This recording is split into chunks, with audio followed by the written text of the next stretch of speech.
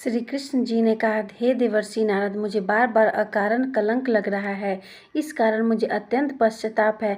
मैं आपकी शरण में हूँ, आप मुझे चिंता रहित कीजिए। नारद जी ने कहा, हे देव, आप पर लगने वाले कलंक का कारण मैं जानता हूँ। आपने भादो सुदी चतुर्थी का चंद्र दर्शन किया है, इसलिए आपको बार बार कलंकित होना पड़ रहा है। नारद जी की यह बात सुनकर भगवान कृष्ण सारगर्भित वाणी में कहने लगे, हे देवर्षि नारद जी, चतुर्थी के चंद्र दर्शन से कैसे दोष लगता है, जबकि द्वितीया के चांद का लोग दर्शन करते हैं और उसका सुंदर फल पाते हैं। नारद जी ने कहा, स्वयं गणेश जी ने दर्शनीय रूप वाले अर्थात सुंदरतम रूप का गर्व करने वाले चंद्रमा को श्राप दिया है कि आज के दिन जो लोग तुम्हारे दर्शन करेंगे, समाज में उन्हें व्यर्थ ही निंदा का पात्र होना पड़ेगा। श्री कृष्ण जी ने पूछा, हे मुनिवर, अमृत की वृष्टि करने वाले चंद्रमा को गणेश जी ने क्यों शाप दिया? आप सर्वोत्तम उपाख्यान व विस्तृत जानकारी दें। तब नारद जी ने कहा, हे मुनिवर, प्राचीन काल में ब्रह्मा, विष्णु और शिव ने मिलकर गणेश जी को अष्ट सिद्धि तथा नौ निधि को पत्नी स्वरूप प्रदान किया। तदंतर शास्त्र लोग विधि से गणेश जी की पूजा करके उन्हें संपूर्ण देवों में अग्रगणी बनाकर प्रजापति ब्रह्मा जी उनकी स्तुति करने लगे।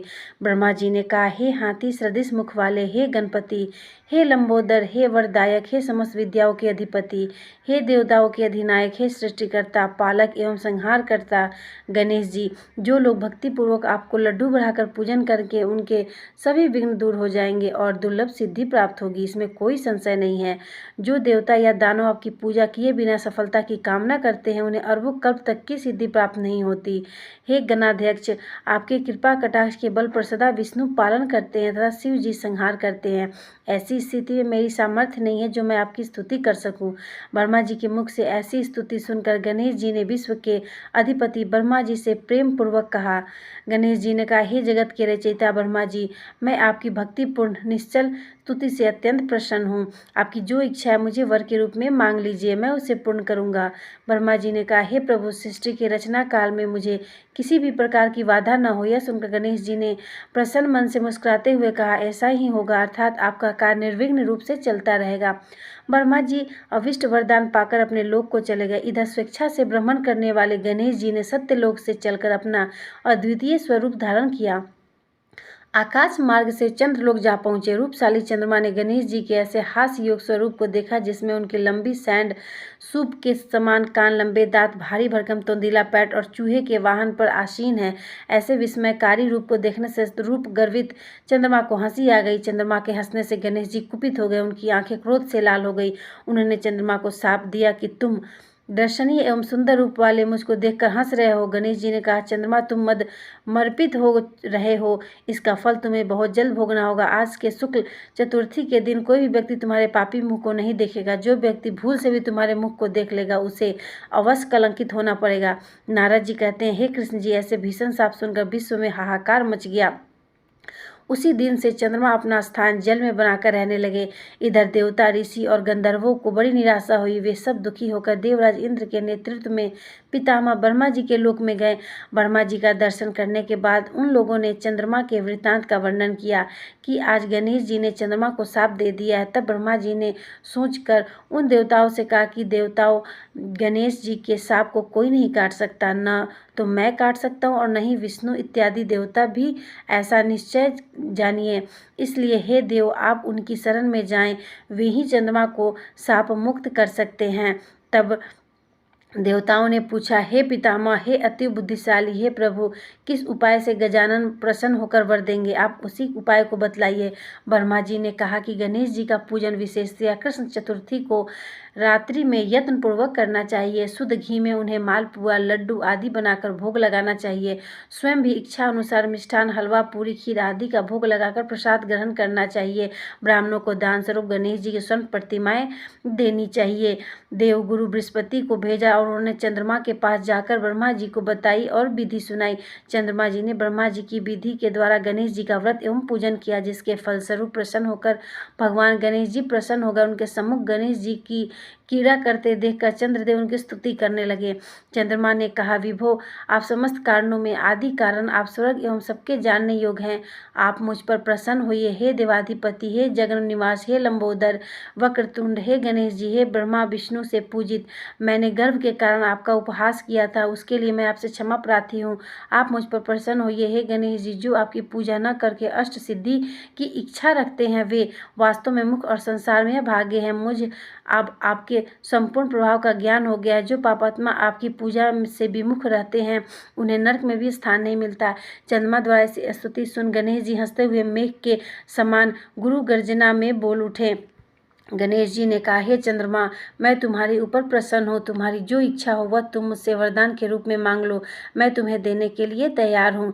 चंद्रमा ने कहा, मेरा दर्शन। सभी लोग पुनः पूर्ववत करने लगे। चंद्रमा ने कहा, हे गणेश्वर, आपकी कृपा से मेरे पाप शाप दूर हो जाए। यह सुनकर गणेश जी ने कहा, हे चंद्र, मैं तुम्हें इसके बदले दूसरा वरदान दे सकता हूँ, किंतु यह नहीं दे सकता। विघ्नेश्वर गणेश जी के ऐसे वचन को सुनकर ब्रह्मादि देवगण अत्यंत भयभीत होकर भक्त वत्सल गणेश जी की प्रार्थना करने लगे। देवता लोग निवेदन करने लगे कि हे देवादिदेव, आप चंद्रमा को शाप मुक्त कर दे। यही वरदान हम सभी आपसे चाहते हैं। देवता लोगों ने कहा, आप ब्रह्मा जी के बड़प्पन का विचार कर चंद्रमा को शाप मुक्त कर दे। देवताओं की बात सुनकर गणेश जी ने बड़े ही आदर के साथ कहा कि आप लोग मेरे भक्त हैं, अतः मैं आप लोगों को अभीष्ट वर प्रदान करता हूँ। गणेश जी ने कहा, जो लोग भादो सुदी चौथ को चंद्रमा का दर्शन करेंगे, उन्हें मिथ्या कलंक तो अवश्य ही लगेगा, इसमें कोई संदेह नहीं है। किंतु महीने के आरंभ में शुक्ल द्वितीया के दिन जो व्यक्ति हर महीने में निरंतर तुम्हारा दर्शन करते रहेंगे, उन्हें भादो सुदी चौथ के दर्शन का दुष्परिणाम नहीं भोगना होगा। नारद जी कहते हैं, हे कृष्ण, तभी से द्वितीया के दिन सब लोग आदर पूर्वक चंद्र दर्शन करने लगे। स्वयं गणेश जी ने द्वितीया के चंद्र दर्शन की महत्ता का वर्णन किया है, किंतु दूत के चंद्रमा का दर्शन करने वाले जो पापात्मा भाद्र शुक्ल चतुर्थी को तुम्हारा दर्शन करेंगे, उन्हें 1 वर्ष के भीतर ही मिथ्या कलंक का भागी होना पड़ेगा। इसके पश्चात चंद्रमा ने गणेश जी से पुनः पूछा कि यदि ऐसी घटना घटित हो जाए तो हे देवाधिपति, आप किस उपाय से प्रसन्न होंगे, यह बताने की कृपा कीजिए। श्री गणेश जी ने कहा, कृष्ण पक्ष की प्रत्येक चतुर्थी को जो लोग लड्डू का भोग लगाकर मेरा पूजन करेंगे और विधि पूर्वक रोहिणी के साथ तुम्हारी पूजा करेंगे, जो लोग मेरी स्वर्ण प्रतिमा का पूजा करके स्मरण करेंगे एवं ब्राह्मणों को भोजन कराकर उन्हें दान देंगे, मैं सदैव उनके कष्टों का निवारण करता रहूँगा। यदि स्वर्ण प्रतिमा निर्मित कराने की क्षमता न हो तो मिट्टी की प्रतिमा का विविध सुगंधित फूलों से मेरी पूजा करें। फिर प्रसन्न मन से ब्राह्मणों को भोजन कराकर विधि पूर्वक पूजन के बाद कथा सुनने।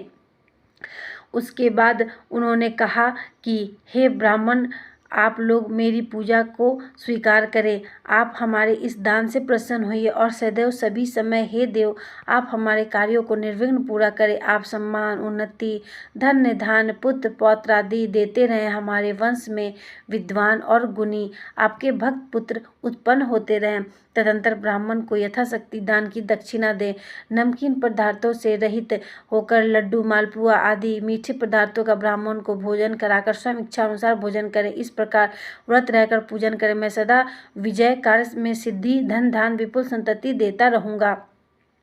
नारद जी ने कहा, हे कृष्ण जी, आप भी इस व्रत को कीजिए, आपका कलंक छूट जाएगा। तब नारद जी के आदेशानुसार भगवान कृष्ण ने अनुष्ठान किया। इस प्रकार करने से श्री कृष्ण कलंक से मुक्त हो गए। तब नारद जी ने कहा, जो कोई आपके सम्यक मणि के उपाख्यान को सुनेंगे, चंद्रमा के चरित्र का कथानक सुनेंगे, उन्हें भाद्र शुक्ल चतुर्थी के चंद्र दर्शन का दोष नहीं लगेगा। जब भी मानसिक संकट या किसी तरह का संशय उत्पन्न हो, चंद्रमा का दर्शन भूल से हो जाए तो उसके निमित्त इस कथा को सुनना चाहिए। ऐसा देवताओं ने वर्णन किया है। उन्होंने कहा, अतः मनुष्यों को करना चाहिए कि इस क्लेश प्रहारक कथा को अवश्य ही सुने। नर अथवा नारी पर किसी प्रकार का संकट आने पर इस व्रत को करने से उनके सभी मनोरथ सिद्ध होते हैं। विघ्न विनायक गणेश जी की प्रशंसा से मनुष्य को संसार में सभी पदार्थ सुलभ हो जाते हैं। दोस्तों, आपको ये कहानी कैसी लगी? अच्छी लगी हो तो मेरे चैनल को एक लाइक और सब्सक्राइब कर दें। धन्यवाद।